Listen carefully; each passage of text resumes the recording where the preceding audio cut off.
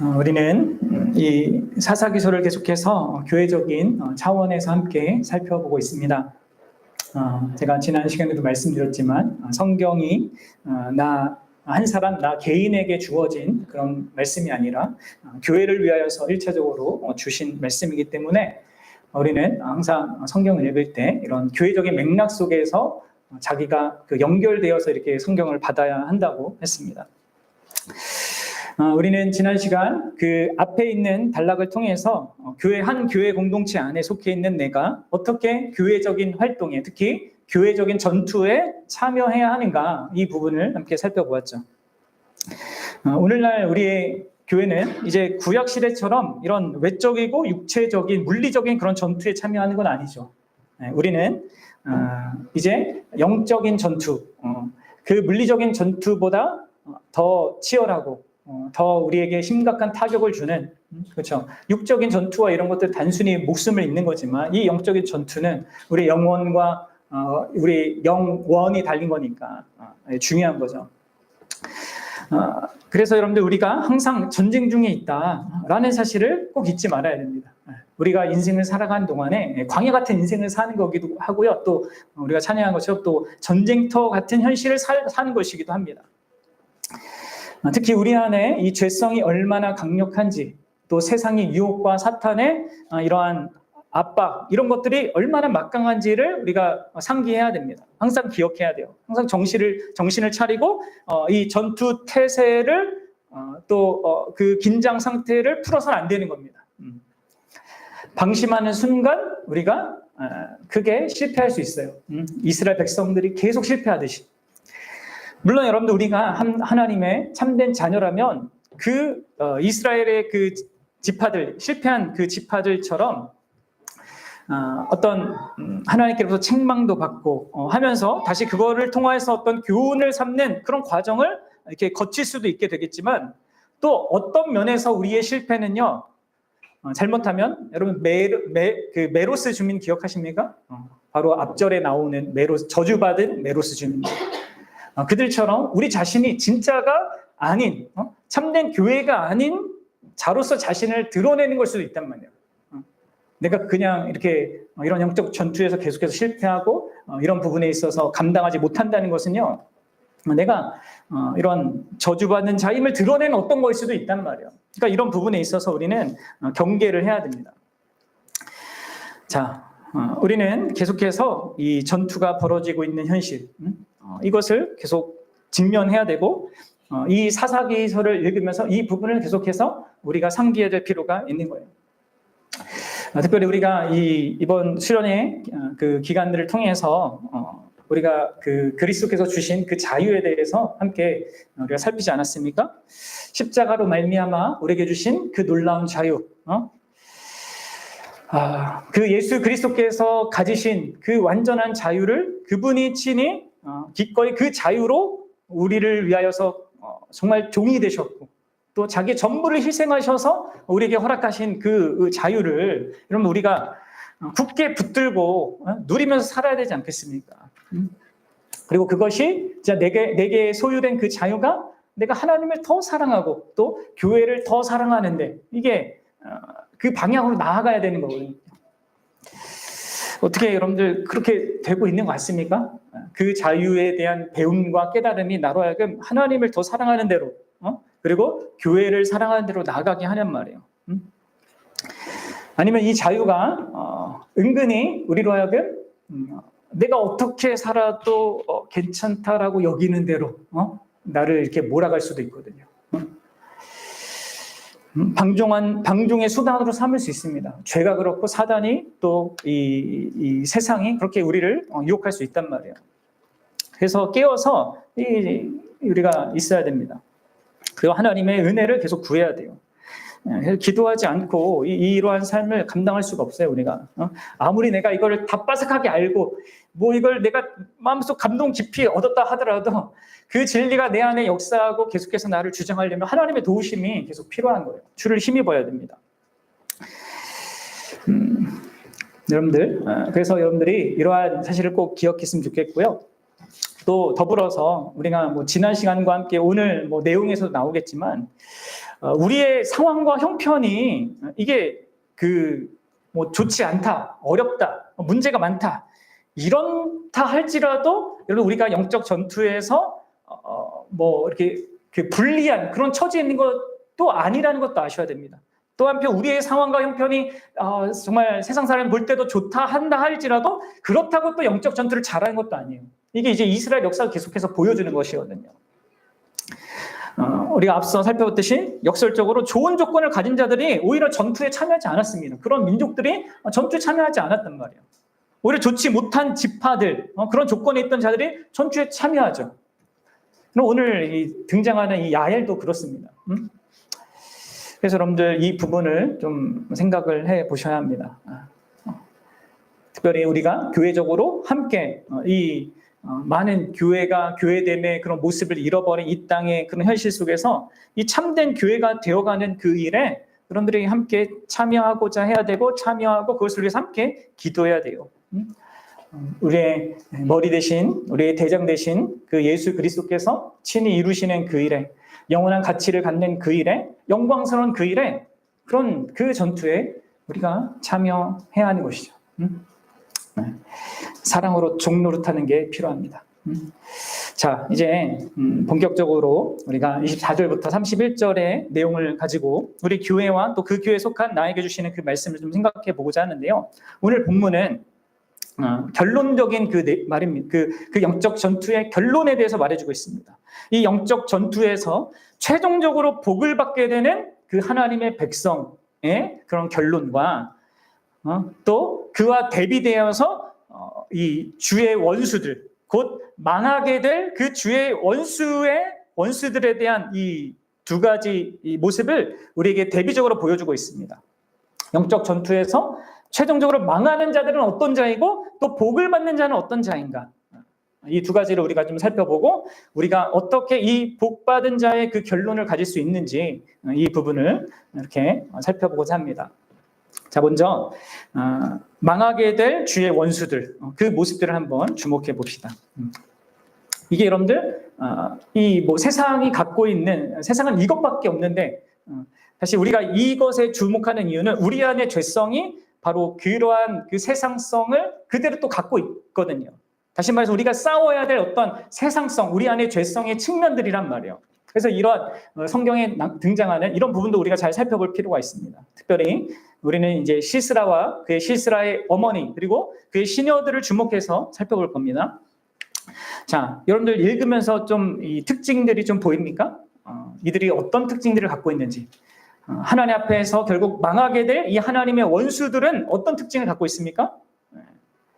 이들의 첫 번째 특징은요, 이들은 망하게 될 이 원수들은 항상 세상의 힘을 의존해서 살아간다는 겁니다. 여러분들 앞서 내용들도 좀 생각을 하셔야 됩니다. 이 시스라가 이스라엘을 20년간 괴롭히는 데 있어서 그 무기로 삼았던 것이 무엇입니까? 그게 바로 철병거 900대였어요. 이스라엘은 전혀 없는 그런 최첨단 무기죠. 또 드보라와 바락과 이 싸우는 그 전쟁에 있어서도 자신만만했던 그 이유가 바로 이 강력한 무기였습니다. 세상의 힘이었습니다. 28절에 보면 시스라의 어머니도 이 아들 시스라가 가진 병거라는 이 철병거를 두 번이나 언급하고 있지 않습니까? 왜 이 병거가 오지 않냐 뭐 하면서 이 강력한 세상의 힘을 이 시스라의 어머니도 의존하고 있는 것을 보여주는 거예요. 자기 아들이 결코 질 수는 없는 그런 조건에 있고 반드시 승리하고 돌아올 거라는 그런 기대 속에서 이 아들을 기다리면서 그래도 한편으로 이 생각보다 늦어지니까 이 약간의 불안한 마음으로 그렇게 하고 있는 것입니다. 여러분, 이 철병거는 곧 세상의 힘입니다. 그렇죠? 이 망하게 될 원수들은 언제나 이 세상의 힘을 자신의 삶의 안정과 행복과 영광의 그 기반으로 삼고자 하는 것이에요. 그럼 여러분들, 이 모든 것들은 앞서 이제 4절과 5절에 보면 하나님께서 온 우주 만물을 다스려서 이 시스라의 이 군대를 이제 처리하시잖아요. 그러니까 하나님의 이 엄청난 그 능력과 다스림 속에 비추어서는 아무 진짜 보잘것없는 어떤 거잖아요. 근데 이제 세상은 그게 안 보이니까 자기가 의존할 수 있는 세상의 힘을 붙든단 말이에요. 이게 여러분들 망하게 될 원수들의 가진 특징입니다. 그리고 우리 안에 죄성이 계속해서 우리로 하여금 하나님이 아닌 세상의 힘을 바라보게 한단 말이에요. 그럼 우리는 누가복음에서 예수님 당시에 어떤 한 젊은 부자 관리가 자신의 그 소유 때문에, 그 부함 때문에 그것을 자신의 삶의 의미와 가치와 그 소중한 무엇으로 삼았기 때문에 예수님을 놓쳐버린 그것을 우리가 잘 알고 있습니다. 그리고 오늘날 우리에게 가장 강력한 그 철병과 같은 것이 무엇입니까? 네? 바로 돈 아니에요, 돈? 부. 네? 그러면 사실 돈과 물질적인 이 소유 자체는 선한 것이죠. 하나님이 우리를 누리도록 주신 어떤 의미에서 선물입니다. 하지만 이 돈과 이 부함은요, 우리가 우리의 죄성으로 이것을 잘 경계해서 다루지 않으면 하나님보다 더 의지할 힘으로 여길 수 있는 대상으로 변질될 수 있습니다. 우상으로 변질될 수 있는 것이죠. 하나님을 바라보지 않고 돈에 집착해서 의미와 만족을 거기에 두고 행복과 안전도 거기에 둘 수 있는 것입니다. 그리고 안타깝게도 오늘날 많은 교회를 다닌다고 하는 사람들이 그렇게 하는 사람이 많아요.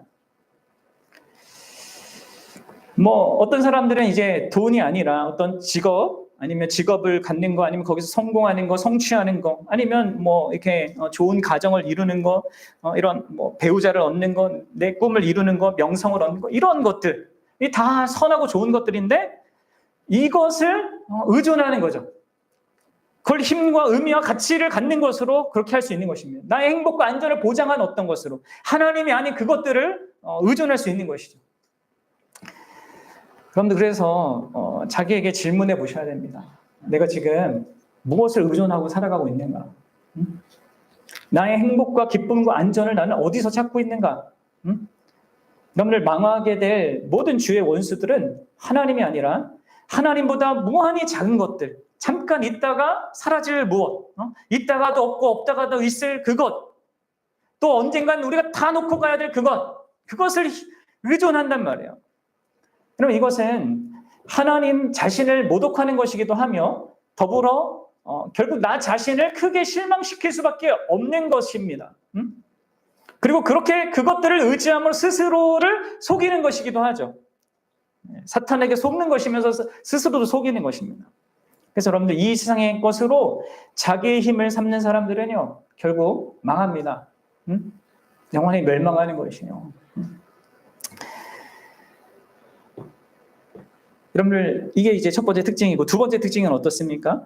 이 멸망당할 주의 원수들은 바로 이러한 세상의 것을 자기 힘으로 삼고 그것을 힘입어서 헛된 소망을 품고 살아가요.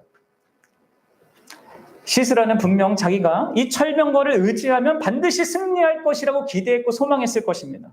그러나 여러분들 그것은 결국 헛된 소망이었음이 밝혀졌죠. 시스라는 이스라엘과의 그 전투에서 간신히 자기 몸만 빠져나올 수 있었단 말이에요. 이후에 시스라는 자신과 화평의 언약을 맺은, 이것도 사실 자기가 맺은 겁니다. 그 맺은 헤벨의 장막으로 찾아가서 피합니다.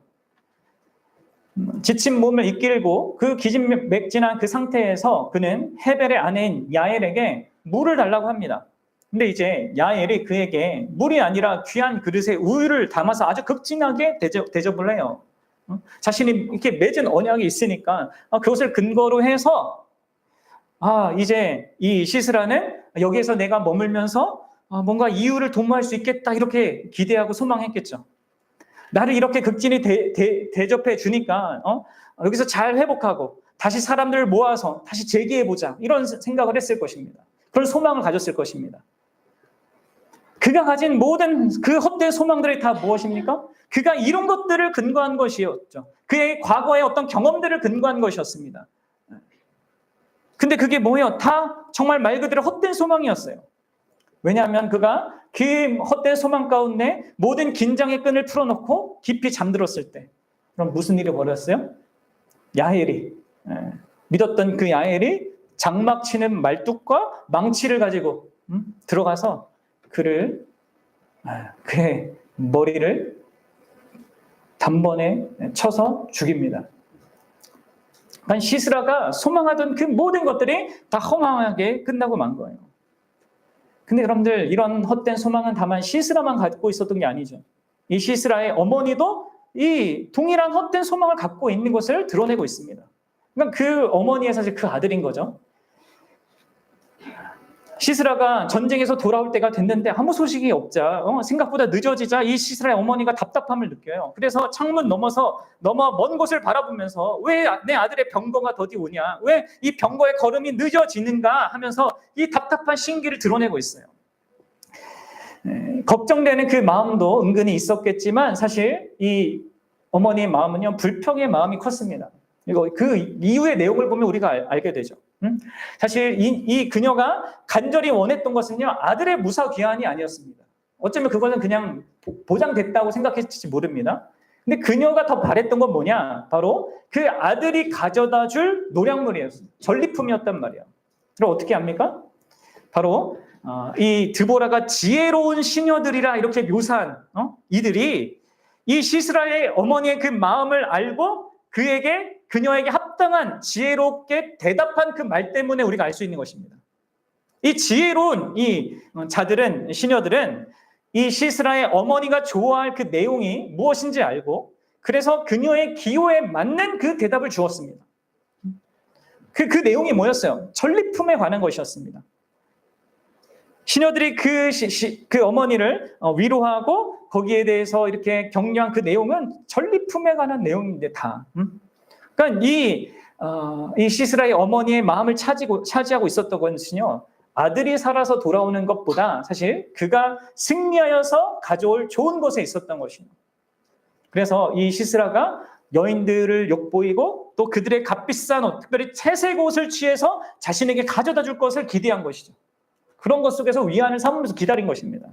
그래서 여러분, 그녀의 입에서 채색 옷이 몇 번이나 반복됩니까? 3번이나 반복되고 있어요. 채색 옷, 채색 옷, 채색 옷 이렇게 하고 있단 말이에요. 그녀의 욕망을 드러내는 것이죠. 오늘날로 하면 이 시스라의 어머니가 바라는 게 뭐예요? 샤넬, 프라다, 구찌, 이런 명품 가방인 거죠. 유명 디자이너가 만든 어떤 그런 수제 옷들. 여러분들, 고대 사회나 현대 사회나 권력과 돈, 이 세상의 것들을 가진 이 여인들이 선호하는 것들이 다 비슷해요. 세상의 화려한 것들로 자신을 치장하면 자신이 좀 더 나아 보이고 또 다른 사람이 자신을 우러러 볼 것이라고 기대하는 그 헛된 소망 가운데 여러분들, 이 여인은 지금 비참하게 죽어버린 그 아들을 기다리고 있는 것입니다. 얼마나 헛된 소망 가운데 있는 것입니까? 곧 있으면 그녀는 자신이 그 헛된 소망을 품었다는 것을 깨닫게 되고 그 소망이 이 절망으로 순식간에 뒤바뀔 것을 경험하게 될 겁니다. 이처럼 여러분, 망하는 주의 원수들은 다 헛된 소망 가운데 살아가는 거예요. 여러분, 신약에도 예수님께서 그 부자 비유를 하잖아요.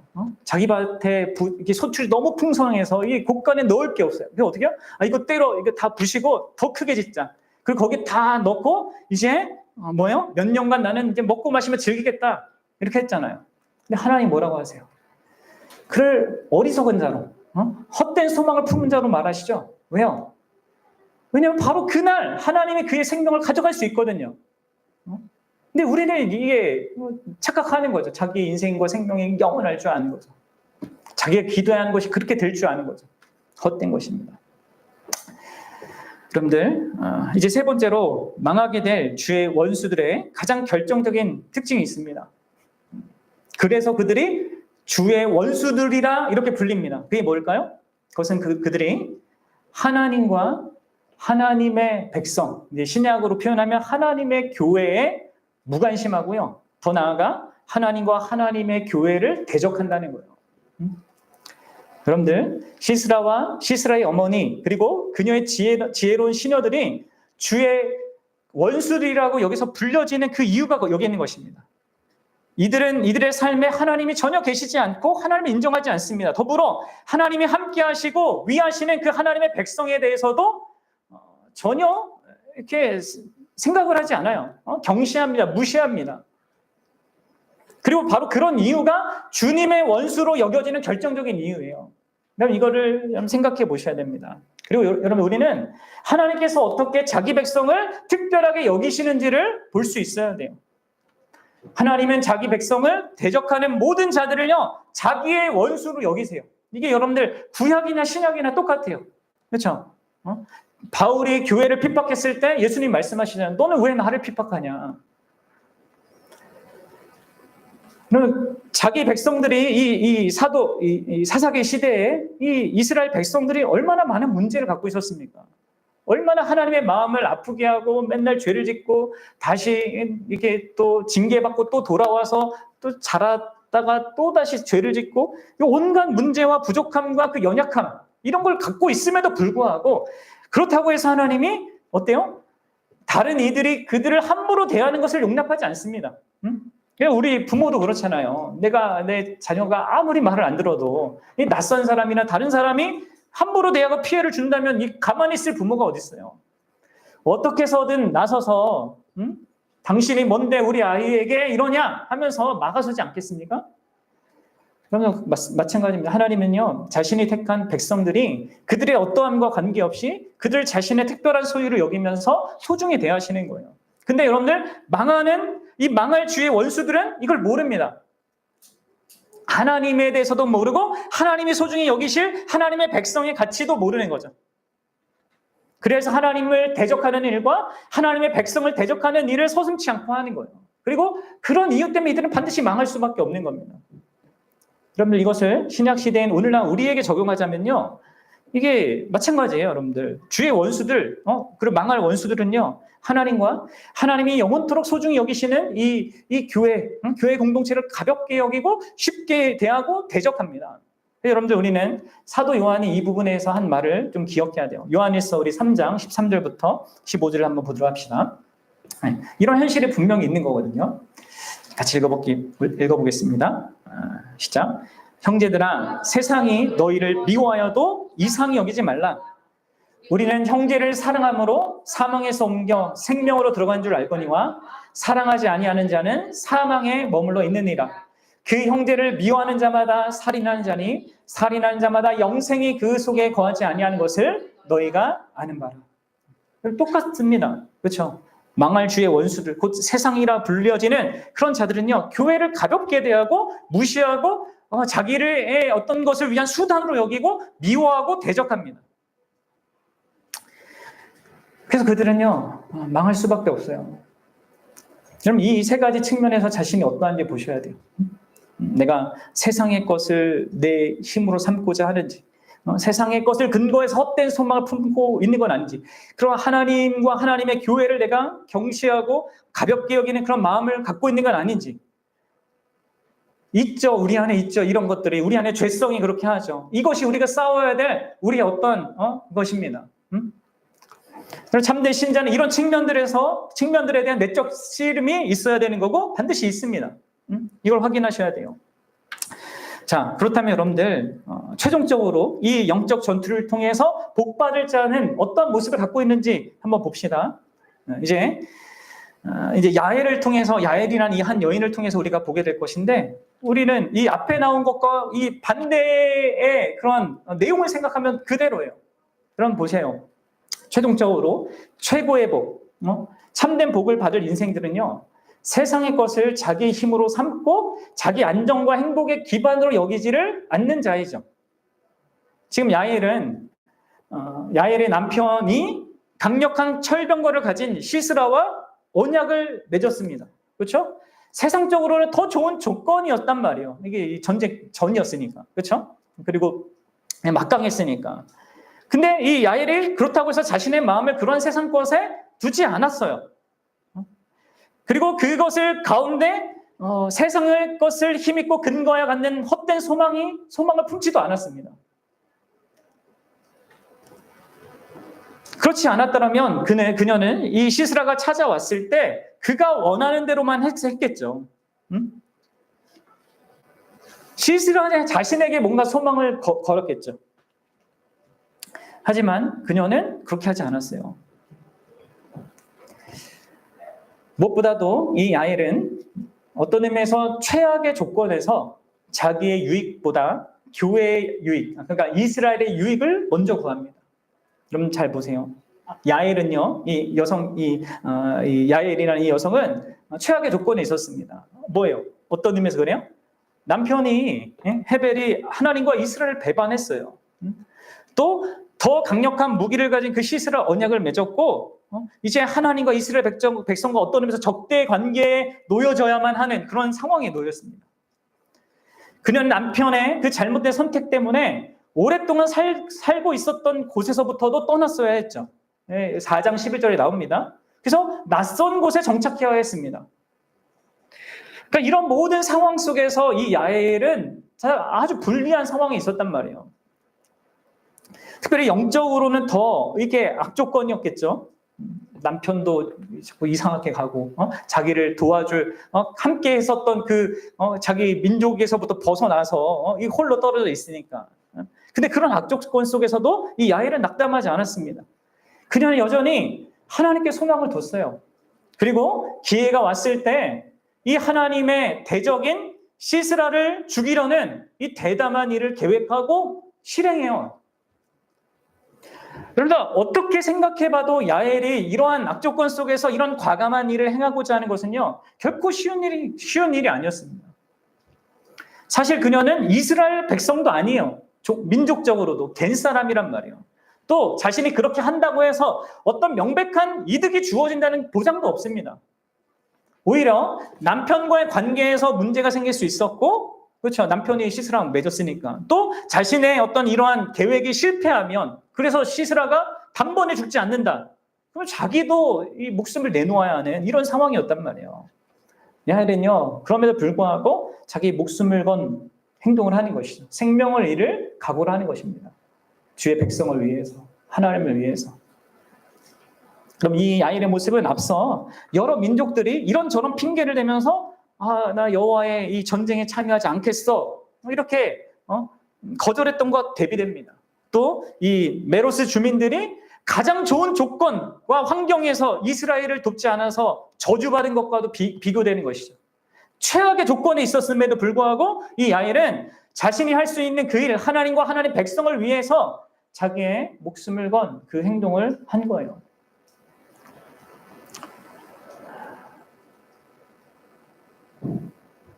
마치 예수님께서 그러했던 것처럼요.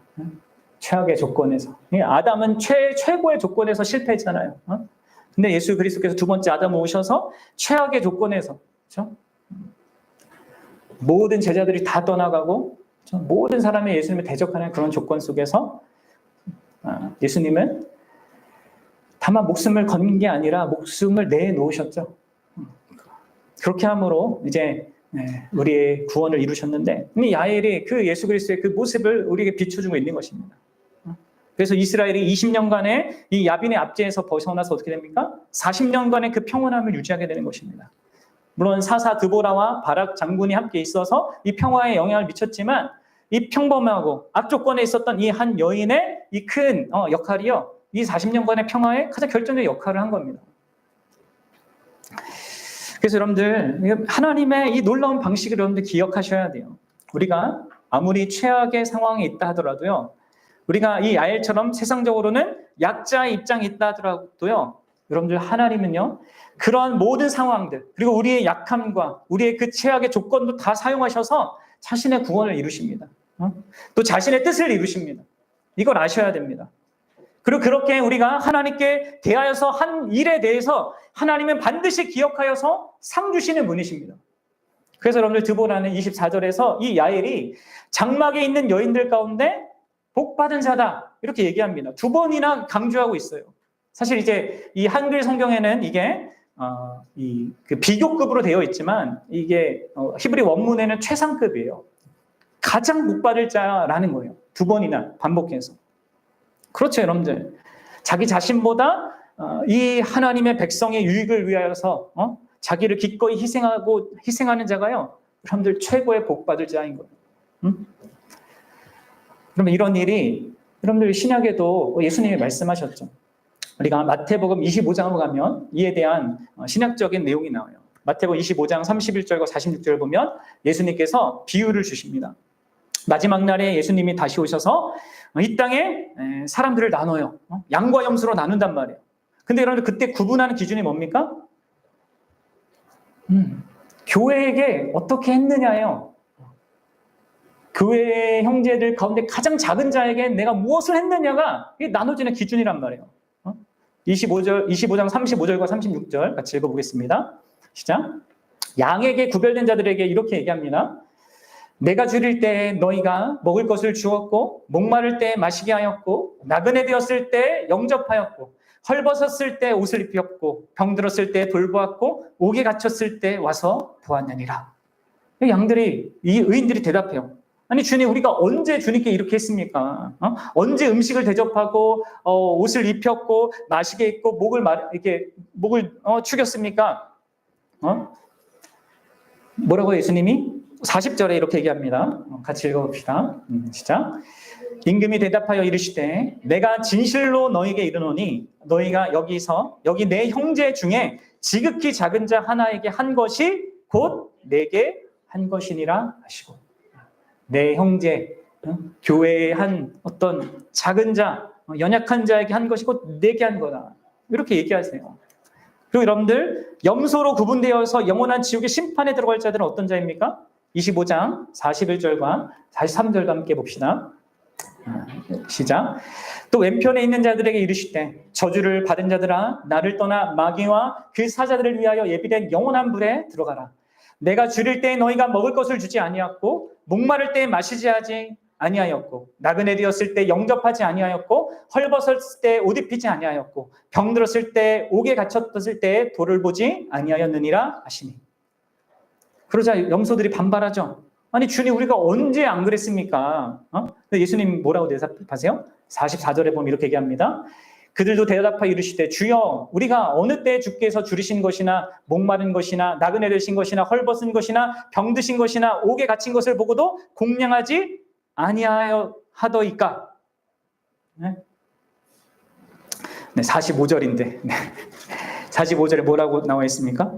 제가 44절을 준비했어요. 한번 보세요. 9장 45절을 보면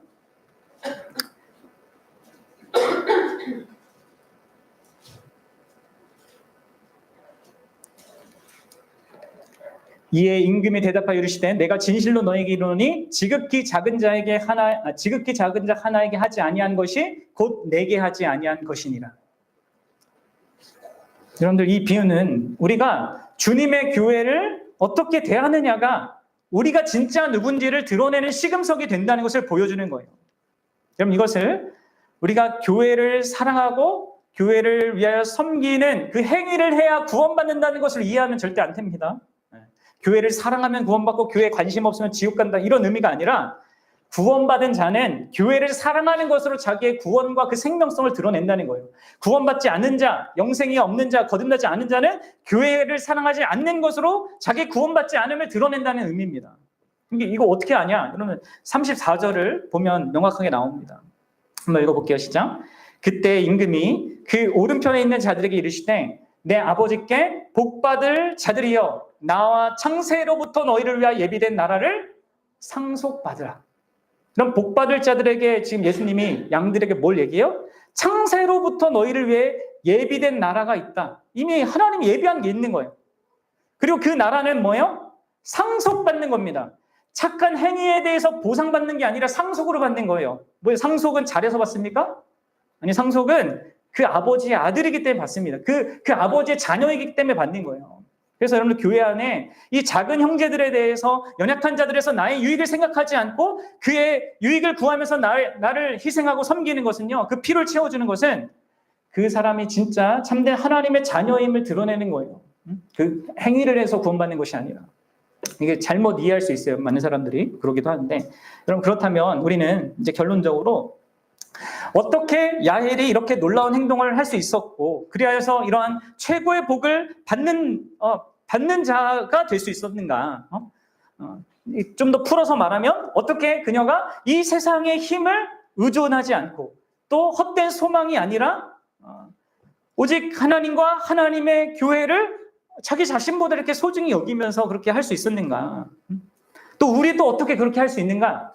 그럼 이것을 이제 우리가 봐야 되는데요. 그 대답이 31절에 나와요. 오늘 사사기 함께 읽어봅시다. 시작. 여호와여, 주의 원수들은 다 이와 같이 망하게 하시고 주를 사랑하는 자들은 해가 힘있게 도듬같게 하시옵소서 하니라. 그 땅이 40년 동안 평온하였더라. 아멘. 왜 어떻게 그녀가 이럴 수 있었습니까? 주를 사랑하는 자였기 때문이에요. 그녀가. 그럼 또 이 구절을 보면서 이 야엘은 하나님을 사랑하는 중심이 남달랐구나. 라면서 이 야엘을 높이 보면 안 됩니다. 나는 그러지 못하는데 이렇게 생각하시면 안 됩니다. 여러분들 성경에서 누군가가 주님을 사랑한다는 것은요. 그 사람이 남들보다 특별한 무엇을 갖고 있다는 것을 의미하는 것이 아닙니다. 우리는 자꾸 이제 사람을 자꾸 높이고 이제 사람의 무엇을 주목하는데 그렇지 않습니다. 사도 요한은 이에 대해서 명확한 진리를 우리에게 이렇게 말해주죠. 요한일서 4장 19절에 이렇게 말합니다. 잘 들어보세요. 보세요. 우리가 사랑함은 그가 먼저 우리를 사랑하셨음이니라. 여러분 여기서 우리가 사랑함은 이라는 이 앞에 이 구문은 하나님을 사랑하는 것과 이 형제를 사랑하는 같이 포함하는 겁니다. 이렇게 사랑하는 것은요. 뭘 기반하고 있다고요? 하나님이 먼저 우리를 사랑하는 것을 기반하고 있어요. 이게 모든 성경의 하나님을 사랑하는 자의 기반인 거예요. 참된 신자가 사랑하는 것, 하나님을 사랑하고 또 하나님이 사랑하는 그 교회를 사랑하는 것은요. 그가 먼저 우리를 사랑하셨기 때문입니다. 그래서 여러분 야엘이 주를 사랑하여서 행한 그 모든 일은 바로 그녀가 주의 사랑을 경험적으로 알았기 때문입니다. 어떻게요? 몰라요, 그거는. 네? 어떻게 그녀가 그러한 그 생생한 하나님에 대한 그 사랑을 그녀가 가진 그 악조건 속에서도 이 악조건이 있는데도 하나님 날 사랑한다는 것에 대한 그 확고한 그 어떤 인식과 경험적인 그게 있는 거, 이게 뭐 어떻게 그렇게 있었는지는 우리는 모르지만 그게 있었던 거예요. 성경의 맥락, 전체의 맥락 속에서. 우리가 이 최악의 상황들 보면서 하나님은 난 안 사랑하나 봐. 우리 맨날 이렇게 가잖아요. 이 상황 갖고 그렇게. 이 야엘은 그렇게 하고 있지 않아요. 뭔진 모르겠지만 하나님이 자신을 사랑한다는 어떤 것에 대한 확고한 근거가 있었단 말이에요. 그리고 그 사랑이 자기가 경험하는 그 최악의 현실보다 더 강력한 현실로 그녀에게 다가왔단 말이에요. 그래서 그녀도 주를 사랑할 수 있었고 바로 그 이유 때문에 주가 사랑하시는 그 백성도 사랑할 수 있었던 거예요. 그리고 그런 이유 때문에 이 세상의 것도 의존하지 않았고 헛된 소망도 품지 않을 수 있었던 것입니다.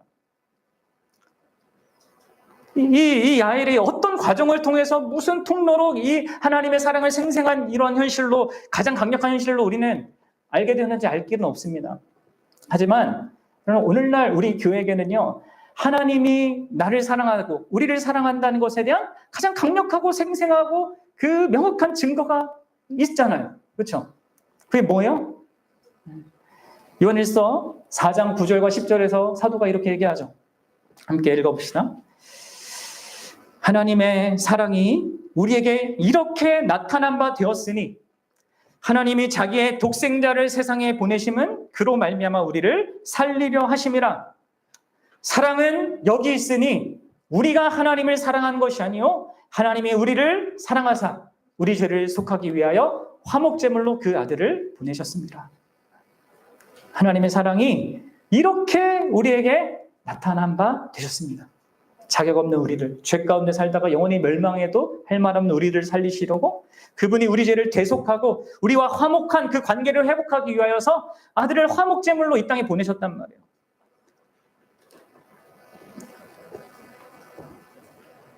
여러분들 이 하나님의 사랑이 우리에게 너무나도 명확하지 않습니까?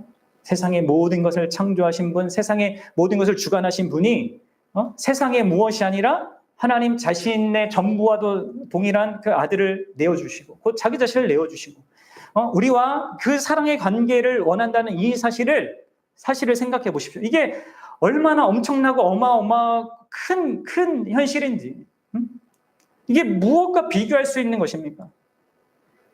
잠시 잠깐 우리가 의존하는 그러한 세상의 2, 30년짜리, 7, 80년짜리와 같습니까?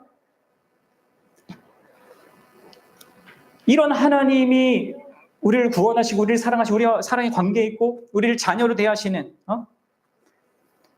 이런 자가 여러분들 세상의 것을 자기의 힘과 안전과 사랑과 행복으로 근거를 삼아야 할 이유를 찾지 못하는 거죠. 그렇게 삼아야 될 이유를 제거하는 겁니다. 이런 하나님의 사랑이. 그래서 우리는 예수님의 이 말씀을 기쁨으로 받아들일 수 있는 거예요. 공중의 새를 보라, 심지도 않고 거두지도 않고 창고에 모아들이지도 아니하되 너희 하늘 아버지께서 기르시나니 너희는 이것들보다 귀하지 아니하느냐.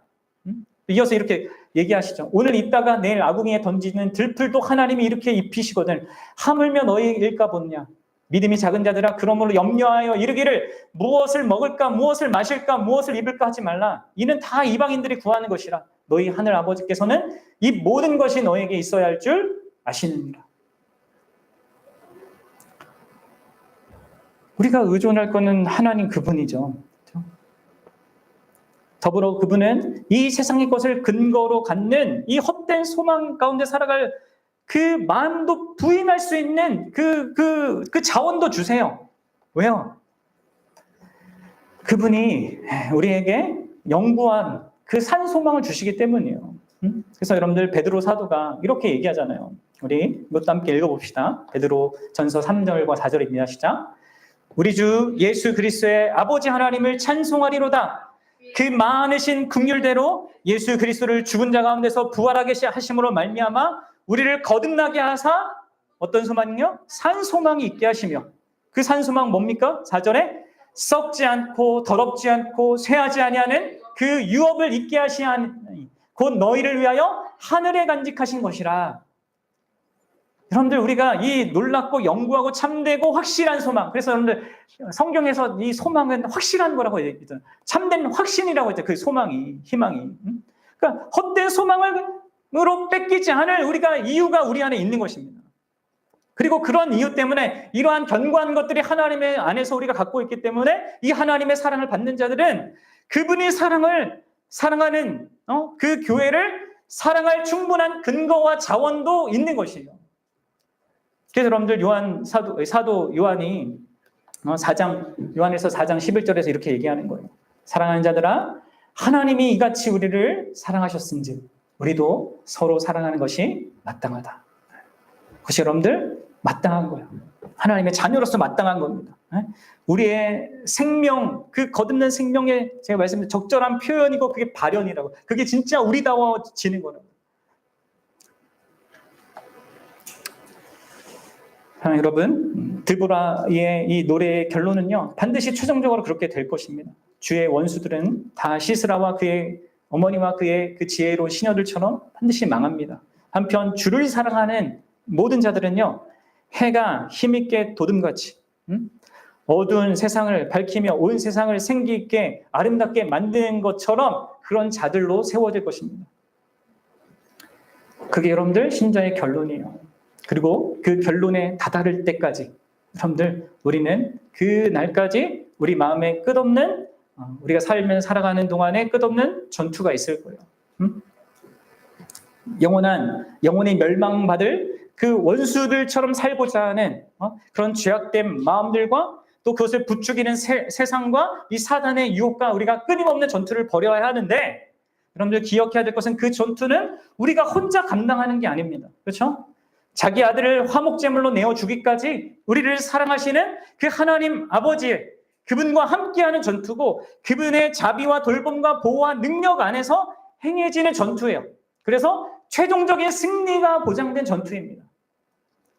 사랑하는 여러분, 우리의 형편이 지금 아무리 이 알처럼 어렵고 힘들고 또 내 자신 안에 수많은 연약함과 어떤 한계가 있다 하더라도요.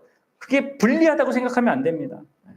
하나님은 약하고 어리석고 정말 보잘것없는 것을 통해서도 자신의 놀라운 뜻을 이룰 수 있단 말이에요. 자신의 구원과 승리를 우리의 삶 가운데 가져다 주신단 말이에요. 이 하나님을 믿고 신뢰하며 우리는 이 전투에 참여해야 되는 것입니다. 정말 하나님이 나를 사랑하는지 그게 늘 모르겠다 하시면 여러분들 십자가를 바라봐야 합니다. 십자가를 보십시오. 그분이 어떻게 가장 최악의 조건에서 성부를 사랑하셔서 그 성부의 뜻을 이루셨고 그로 말미암아 우리에게 얼마나 영광스러운 것을 있게 하셨는지. 그래서 우리가 살아갑니다. 그래서 우리가 싸울 수 있습니다. 넘어져도 일어날 수 있고요. 그 길을 갈 수 있습니다. 저희 여러분들이 그런 자임을 알고 그 길을 갔으면 좋겠고 또 교회로서 함께 서로 격려하면서 나아갔으면 좋겠습니다. 우리 함께 하나님 앞에 기도합시다.